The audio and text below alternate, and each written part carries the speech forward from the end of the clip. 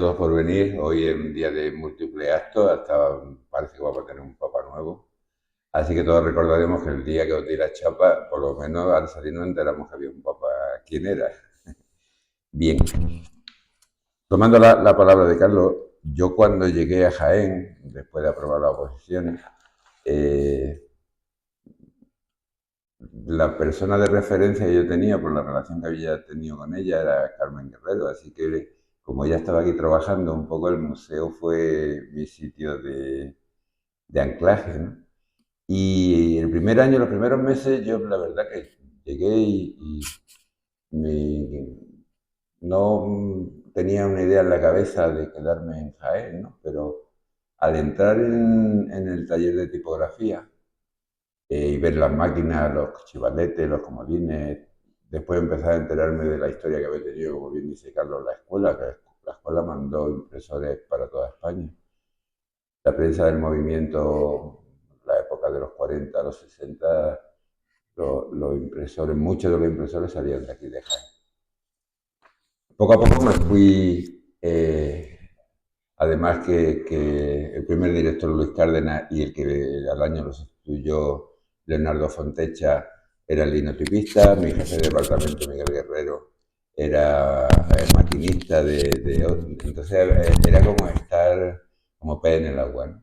Era una escuela, bueno, las cosas tienen que ir cambiando, pero era una escuela diferente y había dinámicas diferentes. Entonces poco a poco fui pensando en quedarme y en la relación precisamente con Carmen Guerrero, porque Carmen Pascual no había aparecido, estaba en Granada todavía estudiando. Empezaron a surgir ideas y a surgir cosas y en ese primer año hay otra persona clave que es Isabel Moreno, que fue compañera mía en la facultad y que en ese momento estaba llevando el, el, segunda parte, el segundo de a bordo del Vicerrectorado de Cultura, ¿no? Entonces ese primer año yo me acuerdo que ellas saben que yo soy muy raro para exponer, que o me pilla en el sitio o es muy difícil. Y entonces ese primer año expuse en la universidad, expuse en el museo, bueno, hice 4 o 5 exposiciones. También como no conocía a nadie y no tenía nada que hacer, pues tampoco era que me sentara mal. Y ya eso y fue generando una dinámica, nosotros traíamos, esto es un anticipo, ahora lo vamos a ver al final, porque quiero explicar esto del ecosistema gráfico estético y la gramática. Pero nosotros traíamos, Jean Lorena y yo, a raíz de una casualidad, estas cosas que te pones a probar y surge una cosa. Nosotros habíamos hecho una página web que se llamaba librecita.info, a la que se fue sumando gente, después amigos, habíamos estado dando unas conferencias, yo estuve un mes en Monterrey dando conferencias y talleres en el encuentro de no tóxicos, que ha sido posiblemente el encuentro a nivel internacional más importante que se haya hecho nunca sobre el tema de la toxicidad en los talleres. Allí conocí mucha gente de México, cuando vieron que teníamos la web se sumaron, entonces se generó un movimiento espontáneo y que es el ejemplo de lo que ahora voy a explicar. Mi perfil, pues yo ahora mismo soy profesor profesor, no, soy maestro de taller, más que profesor. Soy maestro de taller de la Escuela de Arte José Noé, pero yo hace 52 años pisé por primera vez una escuela, así que yo soy muy gregario de la escuela. No he estado 52 años siempre en una escuela. Entré, hice mis formaciones iniciales, después volví con 17, 18 años.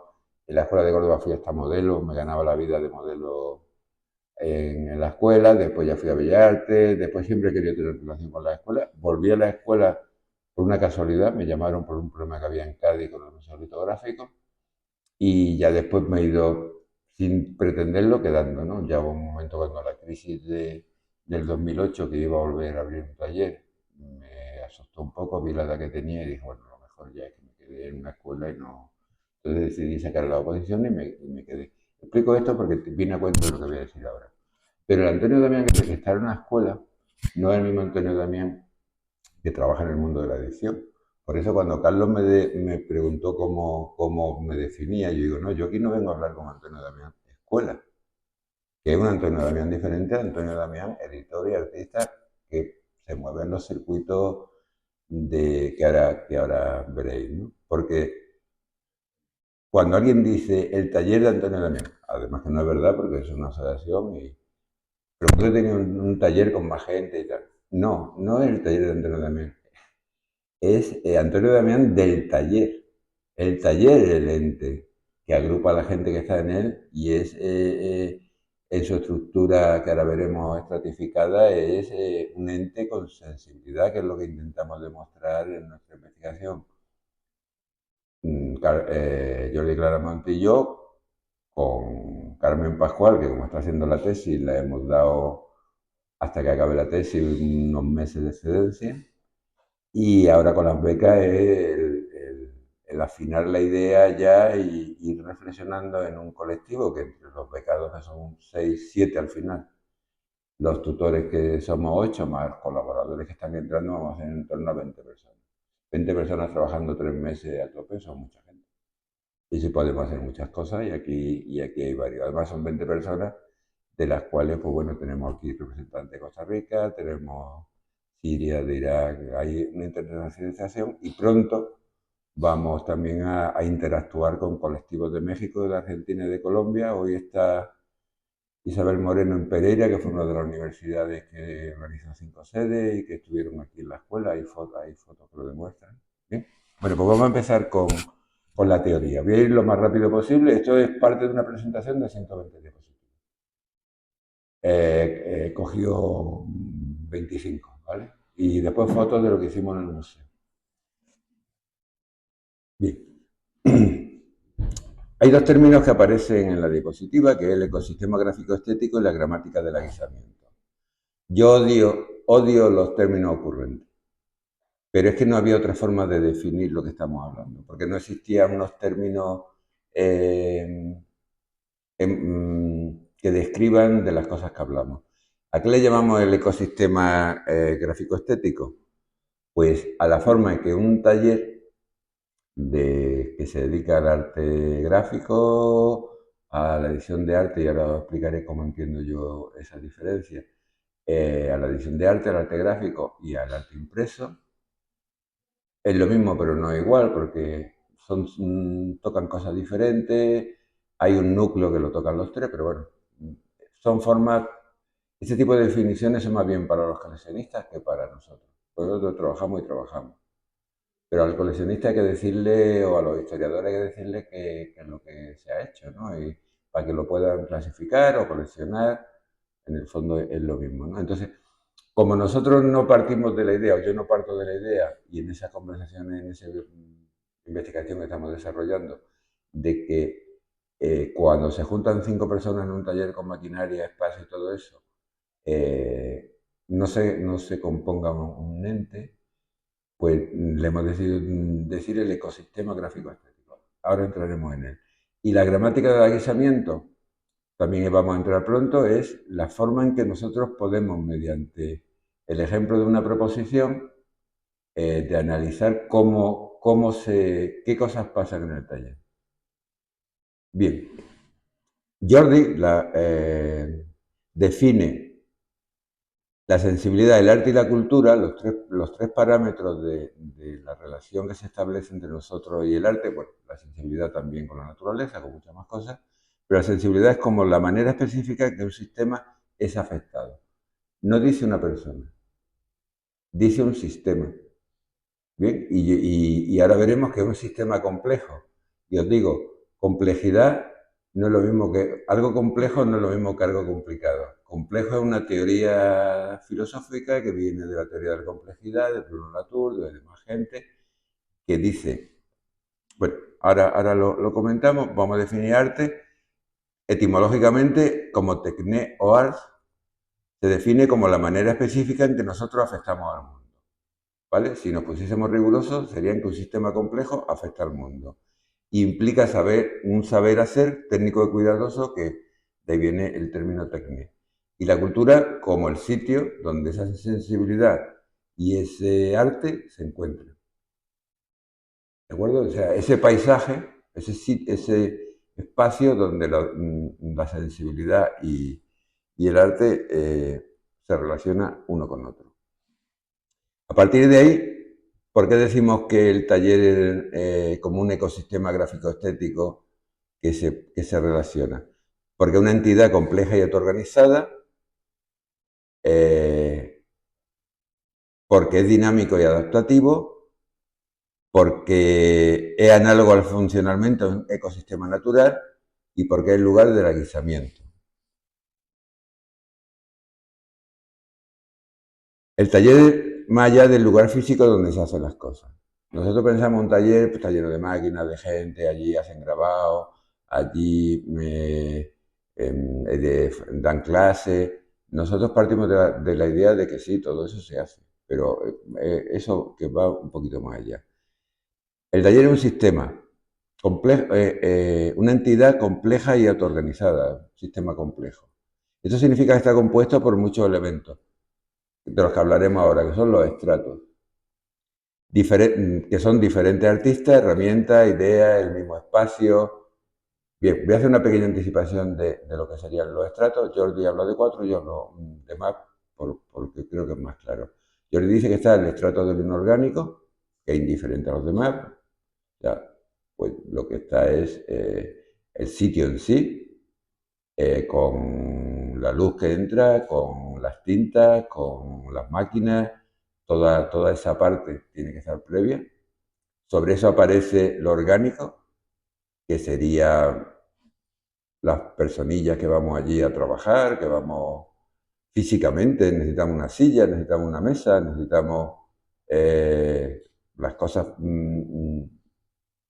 para poder estar en el sitio, necesitamos ventilación. El siguiente estrato sería lo psíquico, que son nuestra percepción, nuestra forma de entender, nuestros sentimientos, y el último estrato, en la versión de Jordi, ahora veremos que yo introduzco algún elemento más, sería lo social objetivo, lo que entendemos nosotros por arte, cómo nos relacionamos con otros talleres, cómo nos relacionamos con los demás.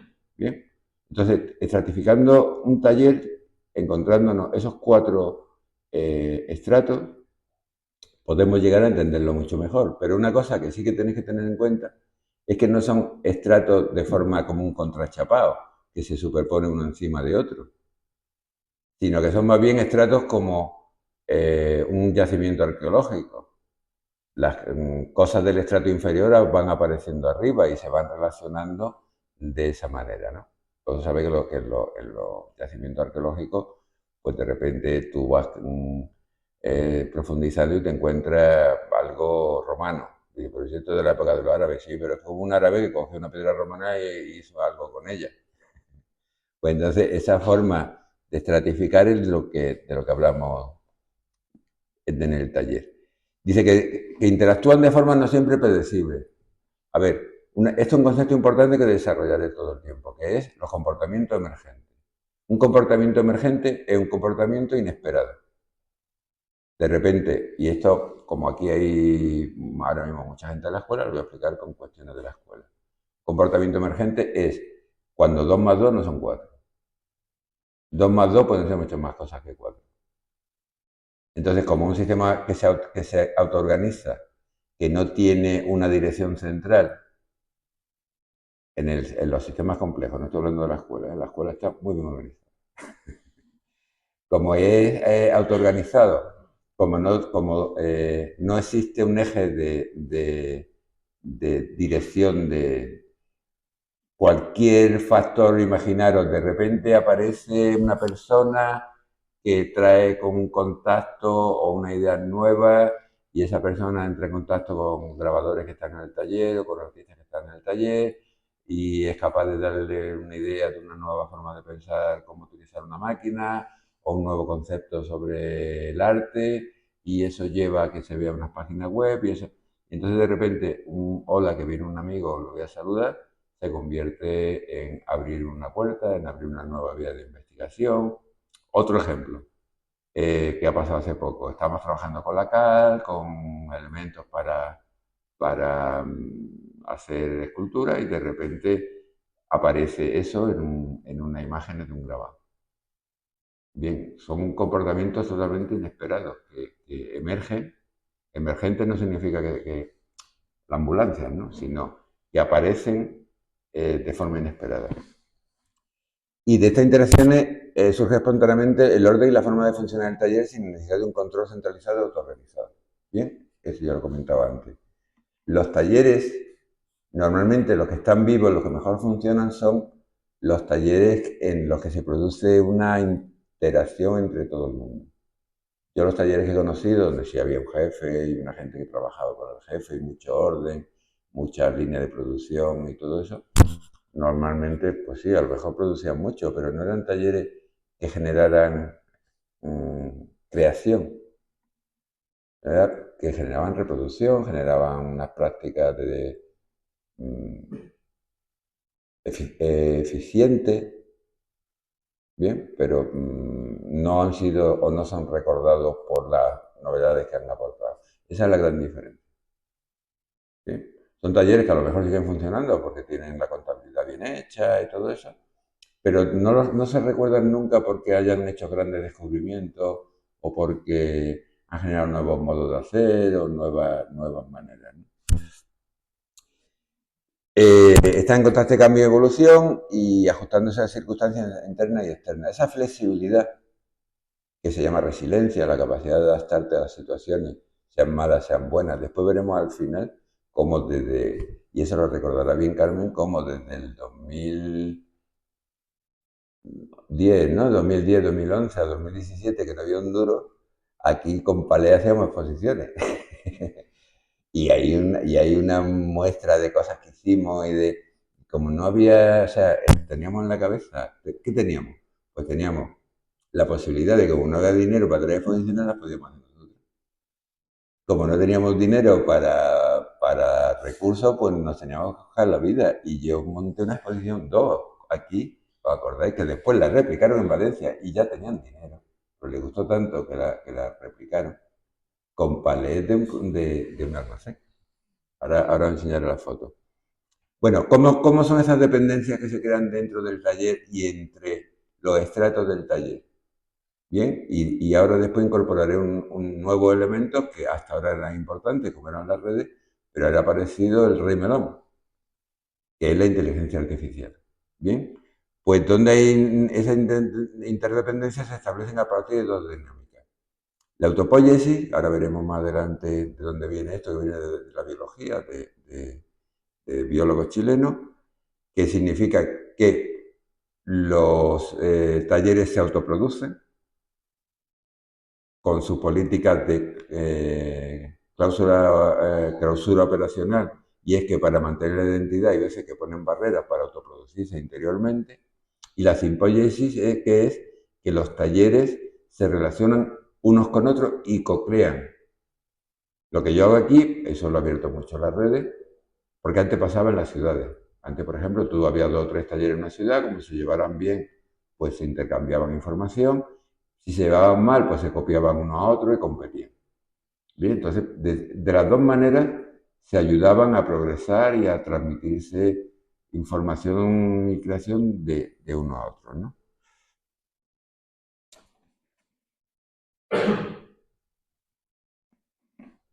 El lugar del aguisamiento es el espacio donde la sensibilidad, la capacidad de ser afectado, el arte, la capacidad de afectar al mundo y la cultura, el paisaje de estas interacciones de todos los que participan en el taller se mezclan y transforman continuamente, como una cocción lenta. Aquí empieza a aparecer el aguisamiento. En resumen, el taller como sistema vivo, que es la propuesta que nosotros hacemos, que el taller no es un sitio donde personas se reúnen y hay máquinas, sino que es un sistema vivo, con sus propias lógicas internas, relaciones y procesos de transformación. Bueno, ahora vamos a hablar del término de aguisamiento. No se trata de una gramática. Y de hecho, cuando intentas definirlo, como es un ejemplo partido del estudio de las proposiciones, que también lo hace la lógica, a veces surgen conflictos y es donde estamos intentando resolver para explicarlo en el MOOC de una forma más sencilla.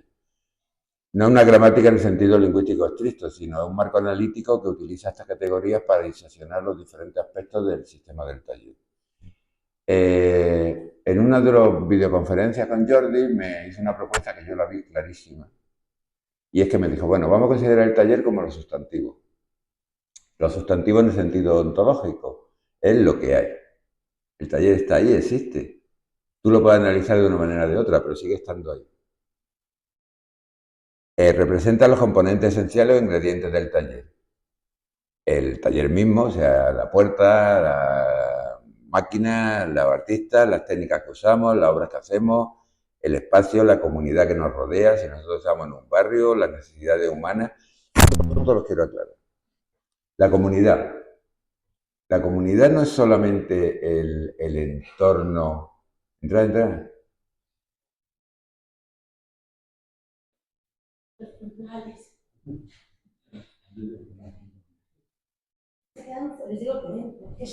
Dile que tienen dos opciones, o entran o para septiembre.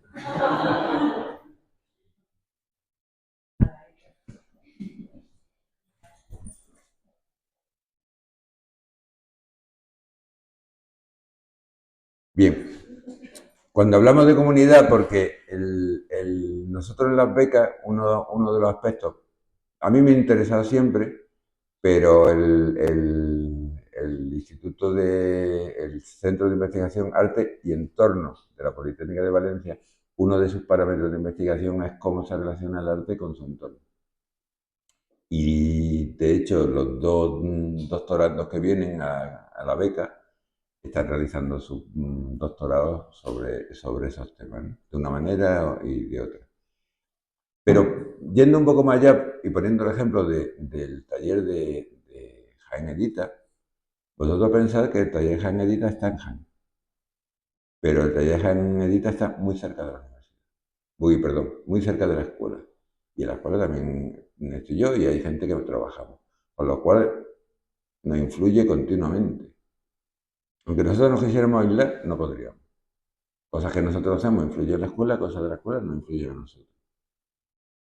Y ahí yo hago un poco como una especie de disociación. El Antonio Damián, que hablé al principio, cuando pertenece a Jaén Edita, no Jaén Edita le pertenece a él, y el Antonio Damián, que pertenece a la escuela, que son dos Antonio Damián diferentes. Pero cerquita, a la misma distancia de la escuela, está la Academia Carrillo, con lo que tenemos una magnífica relación. Pero aunque la tuviésemos mala, nos seguiría influyendo. Y estamos en un barrio que está cogiendo un contexto cultural y que si tuviese alguien un poco de cabeza en esta ciudad, sería el barrio cultural de la ciudad, donde están los baños árabes, el Hospital San Juan de Dios y nosotros desde la PECA vamos a intentar atraer talleres.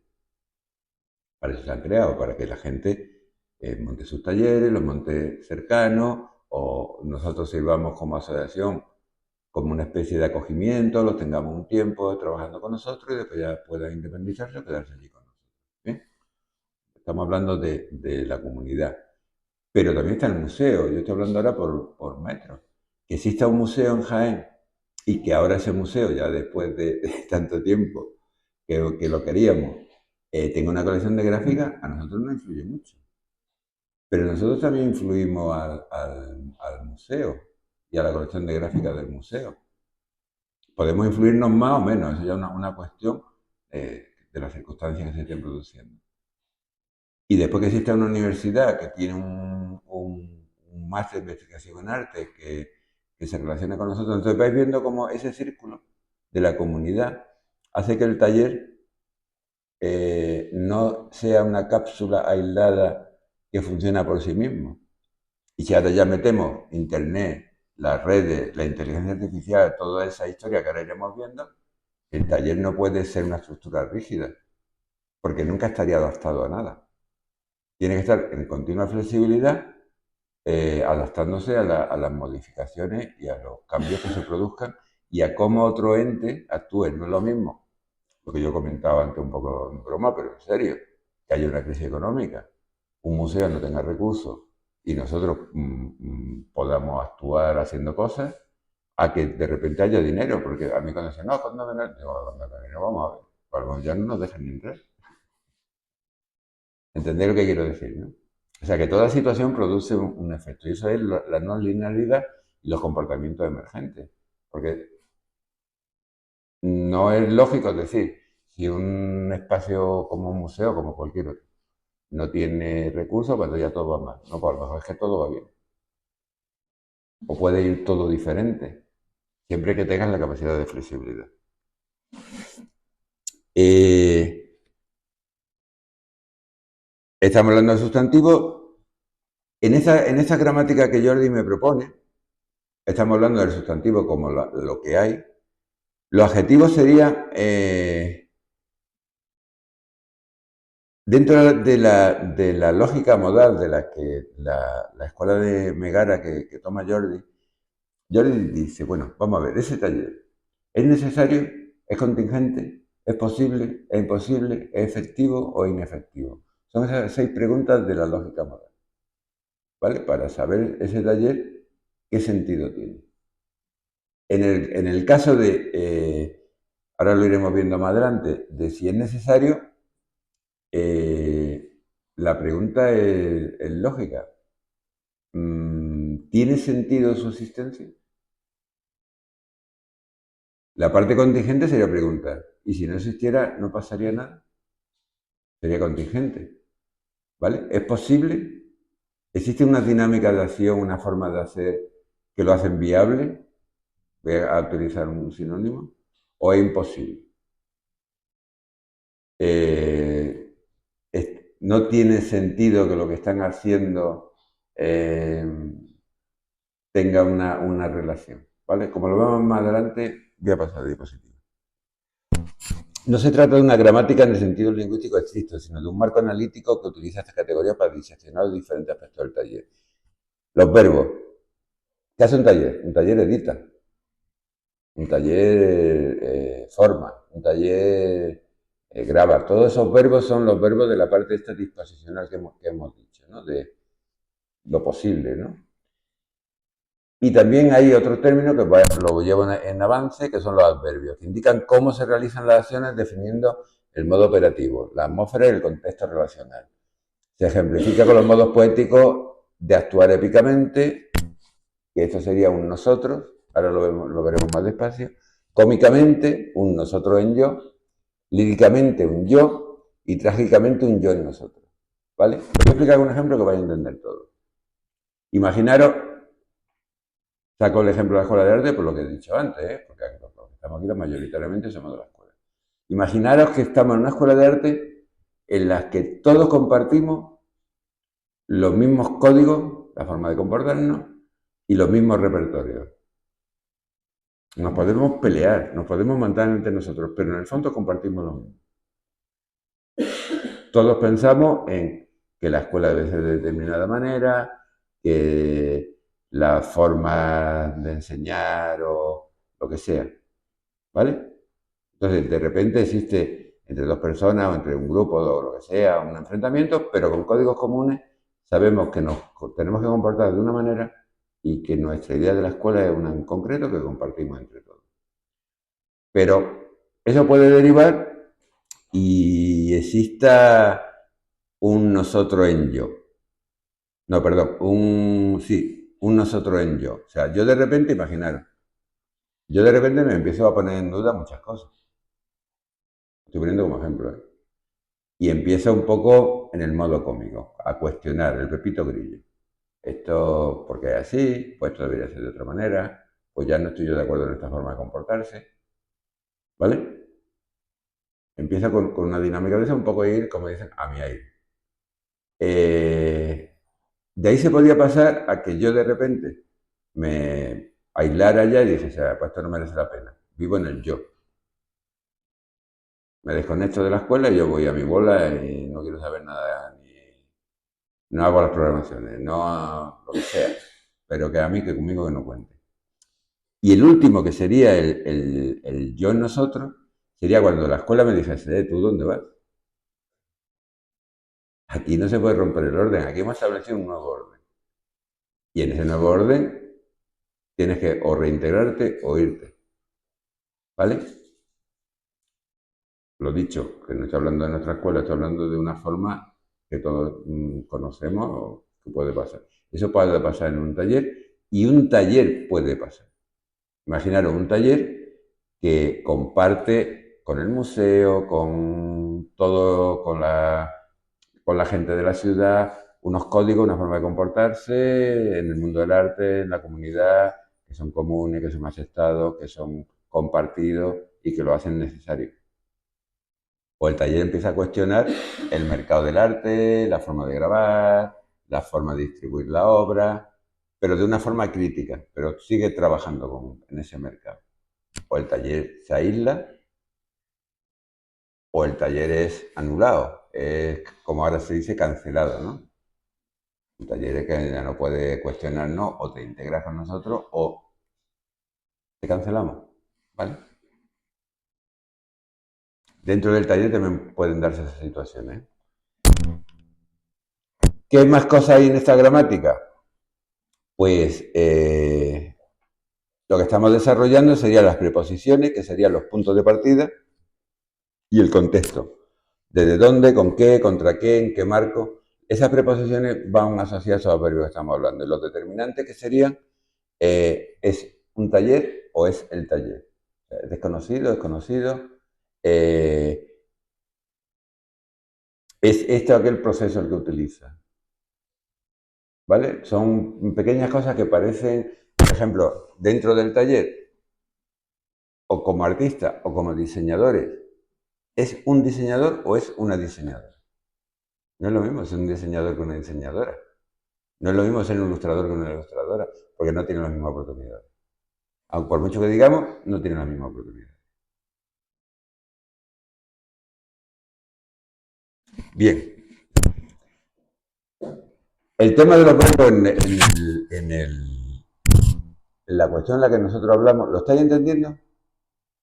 Estamos intentando, como es tan complejo, explicarlo de una forma lo más simple posible. Lo que pasa es que muchas veces la simplicidad y los ejemplos graciosos despistan más que orientan, ¿eh? Pero yo creo que aquí hemos dado con la tecla. Por lo menos si yo me entero. Bien, los verbos nosotros lo hemos dividido, o por lo menos yo, que todavía estoy con esa propuesta, que Jordi me tuerce el morro cada vez que se la cuento, en dos tipos, ¿no? Lo que serían los verbos disposicionales, esos verbos con los que nosotros actuamos, que hemos dicho antes, que son grabar, formar, todas las cosas que se pueden hacer en un taller, con los verbos, el despliegue operacional de los verbos, que es cómo ante esas situaciones que hemos hablado, de los adverbios, de los puntos de partida, cómo ese tipo de verbos se despliega, ¿vale? Le llamamos arte operacional porque si el arte operacional es un término militar, que es como los rusos le ganaron a los nazis la Segunda Guerra Mundial, que es la forma de combinar estrategia y táctica dentro de unos sistemas de arte operacional. Entonces eso, recuperar en el mundo del arte, a mí me pareció una forma muy lógica porque me explica cómo yo trabajo. Yo parto de una cosa que, bien rapidito para que después podamos interactuar. Yo estoy en esta historia ahora mismo, tanto de las becas como del MOOC, como de alguna cosa más, como quedar un año más en la escuela hasta que arranque la Heidelberg y todo eso, porque yo estoy justificando mi trayectoria profesional en su final. Entonces yo había una cosa que siempre yo le repito y es, yo es que quiero entender, porque he estado 40 años, perdonad el taco que voy a decir, en este puto negocio. Y de ahí es donde viene todo esta charla, la beca, la ERMOC, ¿bien? De mi necesidad de entender, que a mí me ha hecho muy feliz, ¿eh? A mí la edición ha sido algo que me ha hecho muy feliz, me ha sacado de muchos problemas. Entender por qué he estado 40 años en esto y no he hecho otra cosa. ¿Bien? Porque uno cuando hace una cosa no hace otra. Es una cosa que a los que yo doy esta clase este año siempre se lo digo. Mm, Hay que entender por qué hace una cosa y no hace otra. Bien, en esencia, la gramática del aguisamiento es un kit de herramientas analíticas que permite identificar los elementos del taller, describir sus propiedades, entender su dinámica de acción y situarlo en su contexto inicial y relacionar todo ello para comprender el proceso vivo y transformador del aguisamiento. Os comento que aguisar es un término del germánico, que es de donde viene guisar, aguisar, y vosotros hay muchas palabras que usamos, aunque aguisamiento es un término que está en desuso, pero bueno, en el mío sí ya se menciona que iba en su aguisamiento, iba vestido no sé qué, pero término, esto es un guisote, viene de aquí, un desaguisado, cuando algo no se ha construido, ¿bien? Vale, la foto de la portada. ¿Acordáis?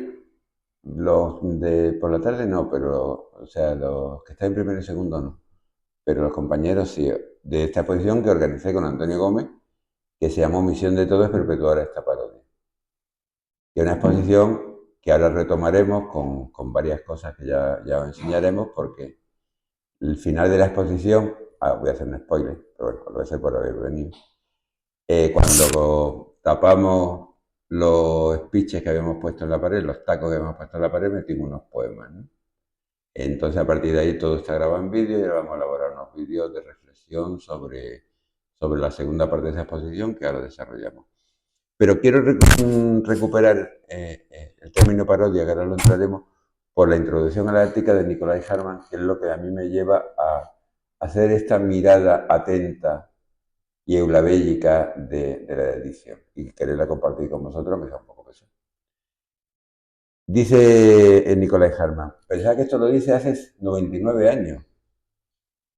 Se va a cumplir 100 años de esta frase. Dominado por la novedad, el hombre moderno mira siempre hacia lo más novedoso.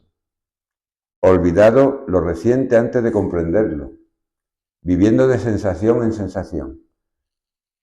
Esto lleva a que su resonancia se banaliza. Resonancia lo he metido yo, porque el término está ahora de moda, el Monrocha lo está utilizando y a mí me gusta. Y su sentimiento para el valor se embota en el aspirar hacia lo sensacional. Actitud de indiferencia. Este presuroso incesante y embotado llega a tener para todo una sonrisa irónica y cansada. Incluso eleva a virtud su bajo nivel moral, adoptando el nihil admirari, nada admirar, como hábito.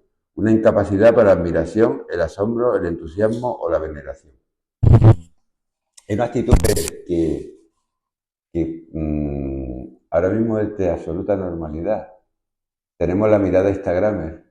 Vemos y olvidamos, vemos y olvidamos, vemos y olvidamos. Vamos a un museo, no vemos el cuadro, nos hacemos una foto con el cuadro detrás. Utilizamos el arte como una especie de telón de marca, de prestigio. Pero no nos paramos a que esa obra que podéis ver aquí en el museo, no nos gusta más a otros menos, nos conmueva, nos haga transformarnos, ¿no? Bien, y ahora hablo de la palabra parodia.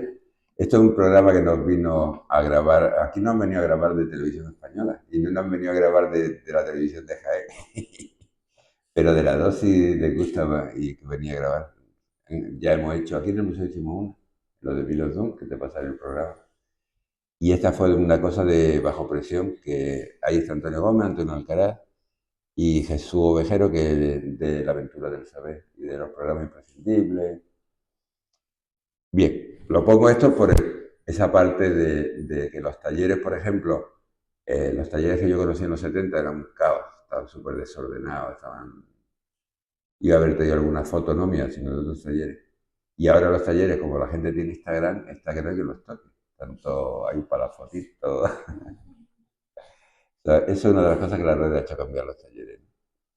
Bueno, la palabra parodia encuentra su origen en el griego antiguo, proviene del término parodia, compuesto por para, que significa junto a, contra, al margen de o imitación con diferencia, y oide, que significa canto o oda. Así, etimológicamente, parodia se refería a un canto junto a otro, o a un canto que imita o modifica a otro, a menudo con intención burlesca o de contraste cómico con original. Yo cuando utilizo la palabra parodia, la parte burlesca, pues no realmente no le doy mucho uso, pero sí en esta dinámica de trabajo en la que estamos y en esta misma conferencia, la utilizo como cantar junto a otro, ¿no? Y un canto que imita o modifica al otro. Porque eso es lo que en las becas y lo que proponemos con los MOOC es lo que queremos hacer. Cantar juntos. y que otro en su canto modifique el nuestro, pero quede modificado. Bien, aquí está el Jordi, en una visita que hizo a Jaén con su vermú Pato Pan. Yo hace 20 años que no bebo, pero es la mayor tentación que he tenido en mi vida beber ese vermú. Y resumo lo que es el aguisamiento, que es la práctica deliberada y cuidadosa de construir las formas en el taller enfocándose en la calidad y la inteligencia del modo de relación mismo. El concepto de modo de relación es un concepto importante. Y más allá de los talleres de gráfica, a los que estáis ahora mismo en la escuela, os lo quiero explicar con mucho cuidado, porque que no lo tengáis en cuenta. Lo que permite entender en taller es un repaso como un sistema complejo, estratificado, de dinámicas no lineales, autoorganizado, con comportamiento emergente, autopoyético y simpoyético. Bien, aquí aparece otra frase que me está costando la misma vida incorporarla porque Jordi es reacio a ella. La simtecnesis o co-creación.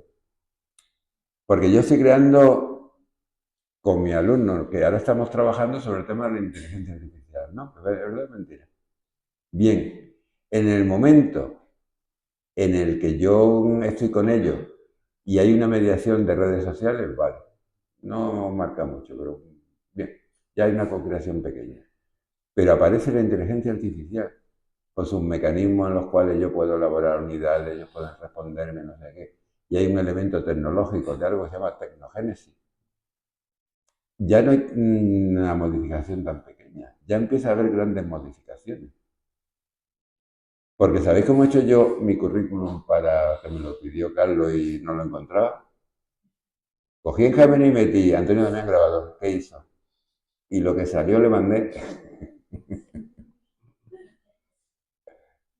Entonces hay un elemento nuevo, que no es tan nuevo, sino que lo que hace es que nos hace ver que existe ahora mismo una especie de cemento intelectual. Pues ahora vamos a ver, la inteligencia artificial es una base de datos, no alguien ahí que te está respondiendo, que es muy listo. Es una base de datos de lenguaje entrenado que te da respuestas. Respuestas que son respuestas lógicas y obvias.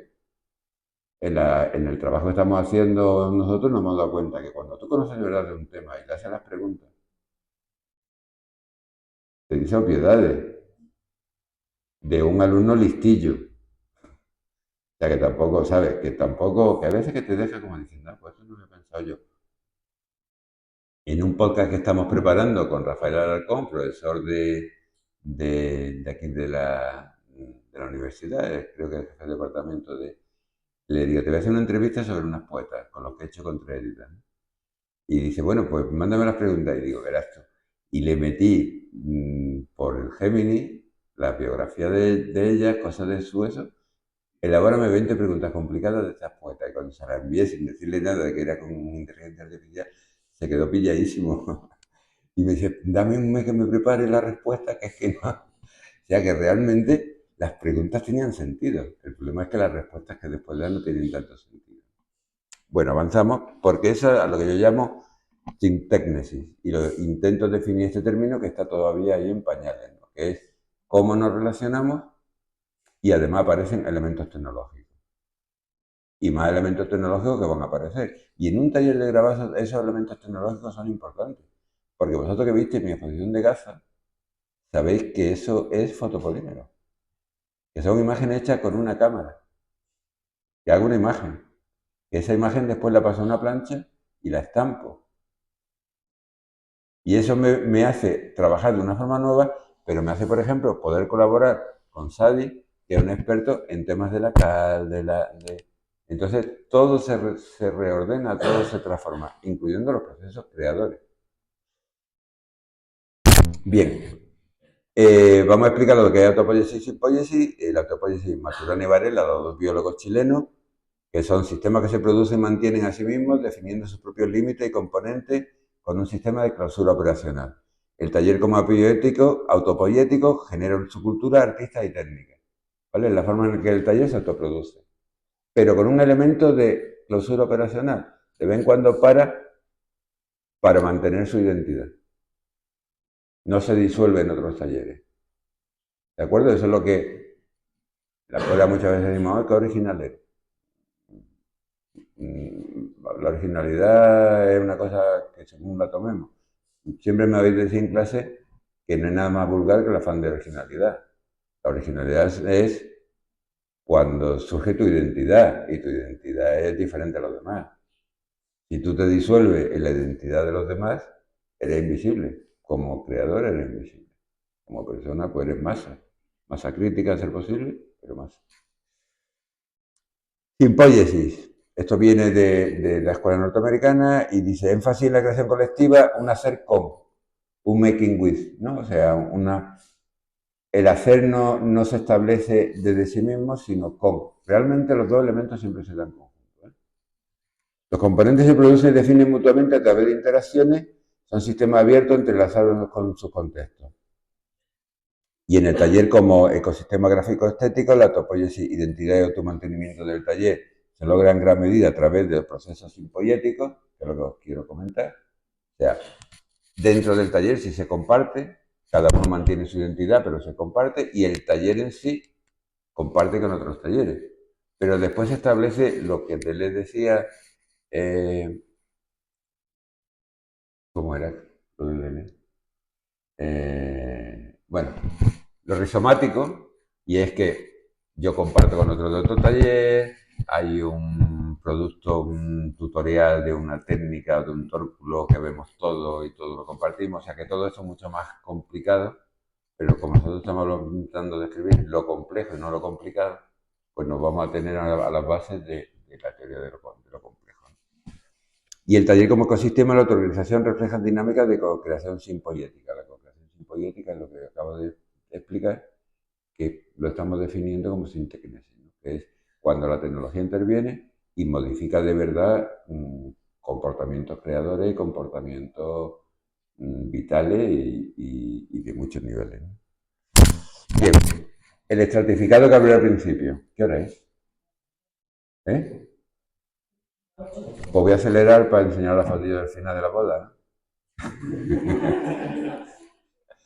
Bien, en ese estratificado que hablé al principio, yo esta presentación la voy a pasar y después la vamos a comentar si queréis, incluso ampliamos para el vídeo. El material energético, el biológico orgánico, el sensible afectivo, el simbólico lingüístico, el social político y el modal existencial. Son muchos estratos en los que nos desenvolvemos. Y ya os digo que no van a apilar uno encima de otro, sino que entre ellos se relacionan. Los adjetivos, lo repertorial, el verbo asociado a sienta, lo disposicional, que distribuye lo modo de lo posible y lo imposible. Este sí lo voy a explicar, lo necesario, lo posible y los modos absolutos, que son lo efectivo y lo inefectivo. Al final, los 4 primeros modos se relacionan con que es efectivo, sirve, o inefectivo, no sirve. En los adverbios y los modos de relación, más o menos lo he ido explicando. Seguimos con lo mismo. Y aquí vienen las bodas.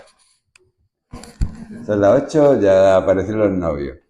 Mirad, el primer año de estar yo en Jaén y estando Luis Cárdenas todavía de director, ¿tú te acuerdas de esto, no? Hicimos, uno o dos hicimos, ¿no? Que sería algo que habría que pensar, ¿eh? Como una especie, a ver, la mayoría de los museos, y yo me inspiré porque lo estaba viendo en el Museo de Sevilla, el Museo de Bellas Artes de Sevilla, en la plaza que hay delante, hacen una feria de arte.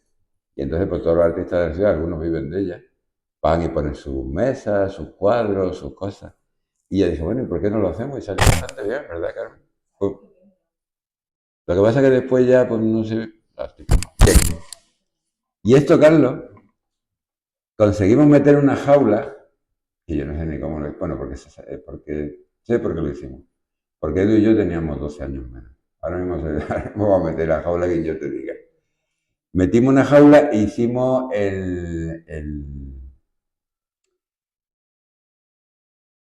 Ay, que se me ha olvidado. La vida se atenta a caminar. Aquí participado gente de toda Iberoamérica. En las mesas había libros de toda Iberoamérica. Y Antonio Gómez, que es uno de los poetas visuales de referencia y performance, vino y estuvimos con una serie de actividades. Aquí Carmen, con José Gallardo, que era un compañero que en ese momento estaba en la escuela y que colaboró muchísimo, y con Jim que, bueno, una de las movidas era meterse dentro de la jaula. Porque esto partía de un poema en Córdoba que se llamaba Mi casa una jaula, mi ciudad una jaula, mi país una jaula, un poema visual que bueno, que está muy bien. Bien, aquí viene la gente que participó en 5 sedes en este museo.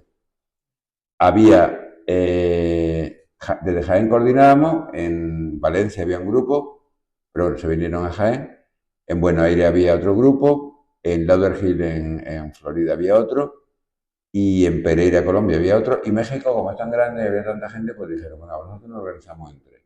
Y uno fue la Universidad con Julian Medieva de Michoacán, no me acuerdo cómo se llama, en Guadalajara, que había un grupo, un colectivo, y en Toluca que estaba eh, Alejandro Villalbazo y una gente que ahora hemos tomado la relación y vamos a seguir colaborando con ellos. La verdad que fue un pelotazo, ¿eh? Estaba esto lleno de gente que yo no he visto tanta gente aquí en el museo. Porque fue una cosa como muy por sorpresa y lo montamos pues de aquella manera. Esto es, bueno, pues ahí está toda la peña. Está Ángela, está toda la gente que colaboró, los Vela, los que organizan, el que fue director de lo de Alcalá de la Real, y el hermano Manolo Vela, está Emilio Antón, los Plomes también, Antonio Gómez, Evangelio, Eva Mengualde, bueno. Y esto ya es la época de los palés. Esto es la preparación del Memorial Emilio Zum. Emilio Zum es uno de los mejores tipógrafos y calígrafos de Europa. Y en el momento que la tecnología entró en la imprenta, pensaba que estábamos en los 70, hubo un movimiento de gente que trabajaba en la imprenta, que eran impresores, tipógrafos y todo eso. La gente que dio origen a esta afición que hay ahora, a los tipos, a los plomes y todo eso. Yo los presenté a los plomes y a Emilio Zum en Jaén. Se retiró de la imprenta y como las imprentas ya estaban tirando las máquinas, dijeron, ah, sí, las tiráis, nosotros nos las llevamos. Y montaron sus talleres y hubo un movimiento de edición, que es una de las vías de donde viene todo eso que llamamos ahora libro de artistas, de una forma un poco a veces sin terminar de definir. Se ha convertido en un término genérico, yo no voy a pelear más. Que esta fue la inauguración, un éxito, conseguimos generar un interés, conseguimos que la gente que tenía en donde él vivía, que era Cuevas de Almanzora, despertara interés, y ahora hay un museo taller de Milodón. Yo creo que mucho se debe a esta exposición que hicimos en este museo. Somos una asociación, estamos ahí, y hay un museo que os recomiendo que vayáis, no lo perdáis. Bien, esto ya es, sí, esto es memorial. Bien, esto ya es la exposición de Christian Walter. Christian Walter, esto fue la última cosa que hicimos. Christian Walter, pensad que es uno de los 5 mejores serigrafos que hay ahora mismo en Europa, en el mundo. No, en Europa por los premios que tiene. Vamos a quedarnos más locales, Europa. Y es una persona con la que llevo mucha colaboración porque tenemos el mismo problema. Estamos en esa edad que nos jubilamos, que ya no podemos tirar de las máquinas. Las fechas de curra que nos damos ya no las podemos hacer. Y entonces él tiene 2 hijos, pero ninguno de los dos le interesa mucho el tema. Decimos, y tanto tiempo trabajando y todo lo que sabemos, ¿a quién se lo enseñamos?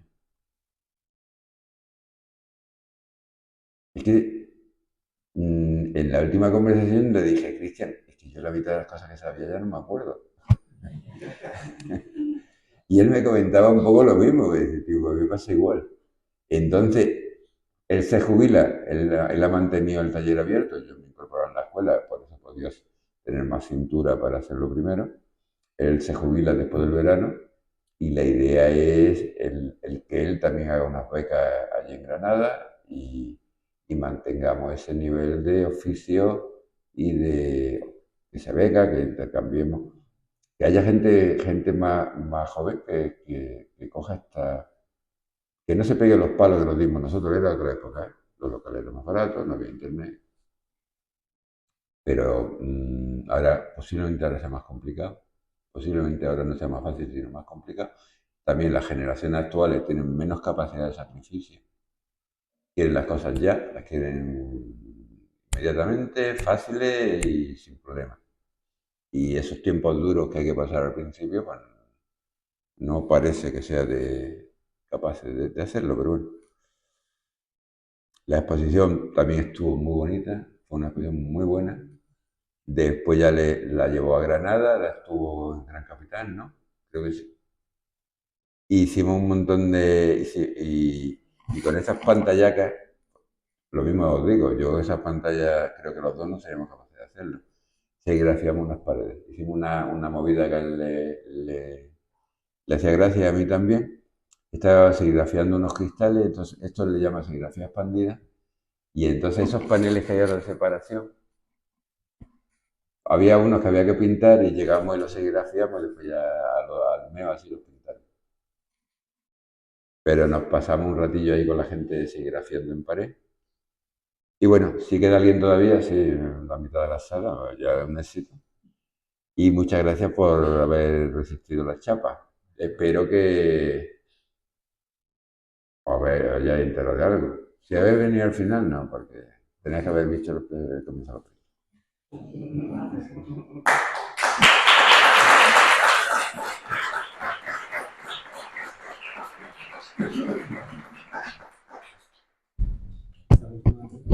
Sí, turno de pregunta. ¿Alguien? Yo quisiera preguntar, tocado el tema tangencialmente sobre la influencia que pudiera tener la inteligencia artificial y no sé de qué manera la trabajáis y sobre todo quizá la inquietud que despierta la aplicación futura, presente y futuro sobre todo, sobre esta manera de expresión o influencia de la inteligencia en la expresión. Mira, la inteligencia artificial es algo que está ahí. Tú no puedes, además, de hecho, estamos haciendo un proyecto que aquí hay dos miembros de que vamos a medio pago a una feria y estamos haciendo un proyecto a raíz de una cosa anterior. Luego me lo va a ver pronto, o sea, ni te lo voy a explicar ni te voy a hacer el spoiler, pero lo va a ver pronto. Que se llama El regreso del rey Melón. Bien. Y el rey Melón plantea antinomias. ¿Soy bueno, soy malo? ¿Para qué sirvo? Bien. Está ahí. Eso es como si tú me dices, los móviles están ahí. Cuando yo salía de jovenzuelo y me iba de fiesta, yo no sabía dónde estaban mis amigos, o había quedado con ellos, me tenía que recorrer todos los garitos. Y si tenía un problema no podía llamar a nadie, a no ser que hubiese una cabina. ¿Sabes? Tú eso lo has vivido también, o sea, ahora la gente sale, se manda WhatsApp, se acaba de despedir, se sigue mandando WhatsApp. Es otra forma de comunicarse. Pues la inteligencia artificial habrá gente en el que en un mundo en que le han desfragmentado la cabeza con TikTok, con las redes, que no son capaces ya, no te digo de leerse un libro, no son capaces de ver una película entera. Y ya llegamos, no son capaces de ver un partido de fútbol entero. Le da a alguien que piense por ello y ya tienes zombies. Pero eso será una parte de la gente. Habrá otra parte de la gente, sobre todo los de la José Nogué, que ya estarán instruidos, que la tomarán de modo como una herramienta de desarrollo y de creación, no como una herramienta de anulación personal. Entonces, eso es como todo, o sea, todo tiene cosas buenas y tiene cosas malas. Porque, por ejemplo, con la inteligencia artificial seguramente se avanzará en la lucha contra el cáncer. ¿Eso es bueno o no eso es malo? Se supone que eso es bueno, ¿no? Entonces, ¿quién manejará los beneficios de la inteligencia artificial? ¿Los idealistas que la crearon o los tecnólogos, estos tipo Elon Musk y toda esta gente que le van a sacar las pelas? Que habrá un momento en que las redes serán de pago, tú podrás tener más información si pagas y si tienes la red asistencial. Pero eso, la educación misma, o sea, Nosotros tenemos una educación pública y una educación asistencial. Porque una gente luchamos por una educación pública de calidad, pero hay otra gente que dice, bueno, asistencial, para los que no pueden ir a la privada. En todo es la misma jugada. Pues yo me refería a eso, que como se puede desarrollar, se está desarrollando No, cada día, esto es increíble. Yo a veces, yo si quieres te puedo mandar un podcast que hice ayer, que lo han escuchado aquí mis compis, con la inteligencia artificial y hablan mejor que yo. Ahora, eso sí, yo le tengo que meter los datos. Yo le hago un guión con picardía, porque a Pícaro ya no me gana a mí el Gemini ese. Le meto un guión con picardía y el podcast dice lo que yo quiera. Pero lo dice mejor que yo, ¿eh? ¿Es verdad o mentira? Es verdad.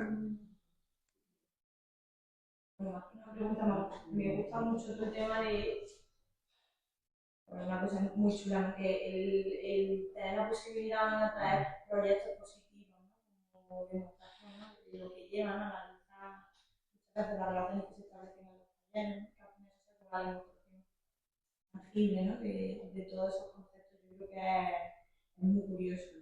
Y a mí me genera también una pregunta, y es, cuando se han generado esas posiciones, esos espacios de encuentro, ¿no? Porque al final yo creo que también una exposición funciona un poco así, también es un espacio de esa función.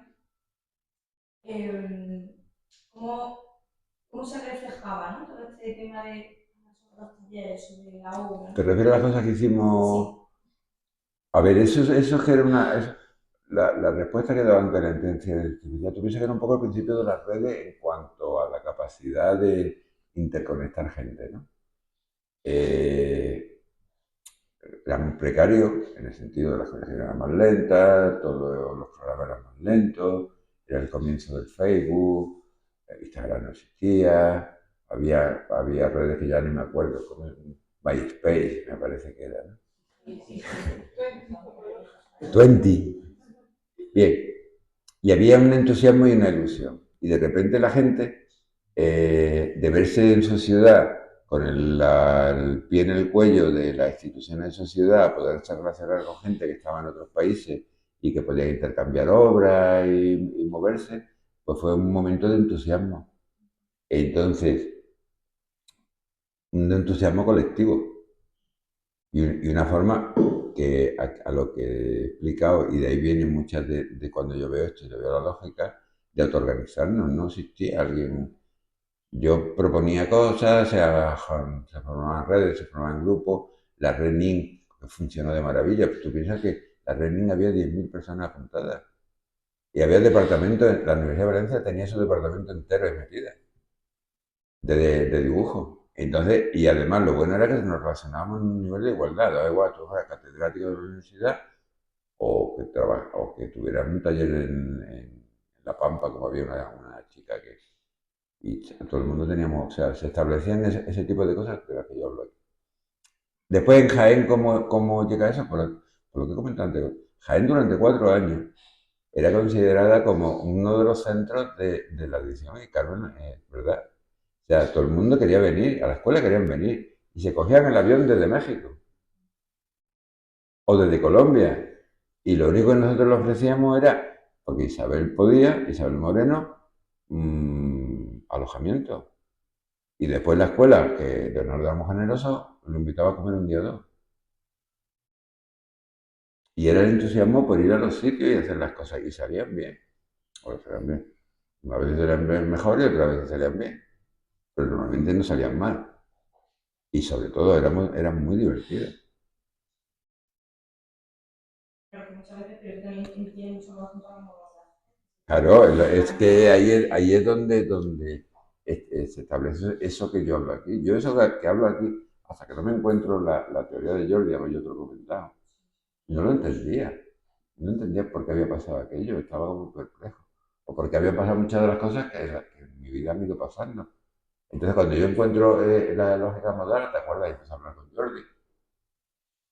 Digo, hostia, claro, esto tiene sentido. Hay unas lógicas internas que son las que se han producido en estos momentos. Sí, bueno, gracias por su conferencia. me ha gustado mucho. Algunas cosas que no todo, pero sobre todo algunas cosas. Y me ha encantado el ver las imágenes de muchas de aquellas exposiciones que yo casi, no sé, en estos momentos no las tenía en la cabeza.